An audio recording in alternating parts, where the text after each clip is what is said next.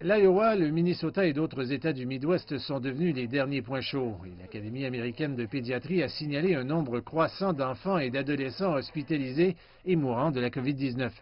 Les collèges et universités américains ont connu des pics à mesure que les étudiants reviennent dans les campus. Certains cours sont donnés exclusivement en ligne. Et le manque d'étudiants dans les campus a maintenant un impact financier sur certaines petites villes universitaires. Le début d'une année universitaire est le moment où ces villes reprennent vie.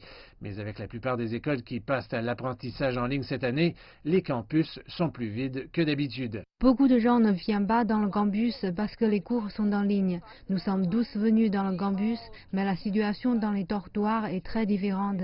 Il y a beaucoup moins de monde dans les dortoirs. Tout est beaucoup plus restrictif. L'université Chapman est considérée comme un moteur de l'économie locale, mais son recteur a affirmé que les finances de l'établissement ont été durement touchées par la pandémie de coronavirus. L'université Chapman est le plus gros employeur de la ville et c'est un employeur qui dépense beaucoup d'argent car nous attirons beaucoup de gens qui vont consommer au restaurant, aux hôtels, aux services, aux banques, aux cafés et aux bars.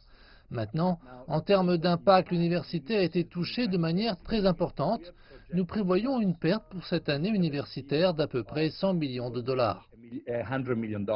L'université a été forcée de réduire considérablement ses dépenses tout en devant investir 20 millions de dollars supplémentaires dans la technologie et les besoins relatifs à la santé publique.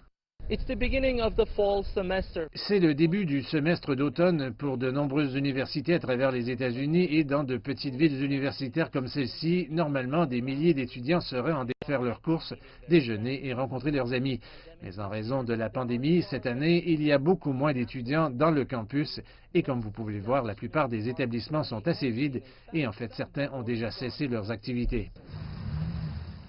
La place centrale d'Orange est considérée comme une zone commerciale historique datant du 19e siècle. Pendant des décennies, l'université Chapman et ses étudiants ont été sa force motrice. Nous sommes toujours réservés toute l'année pour la cérémonie de remise des diplômes et tout ça, et environ 80% des réservations ont été annulées.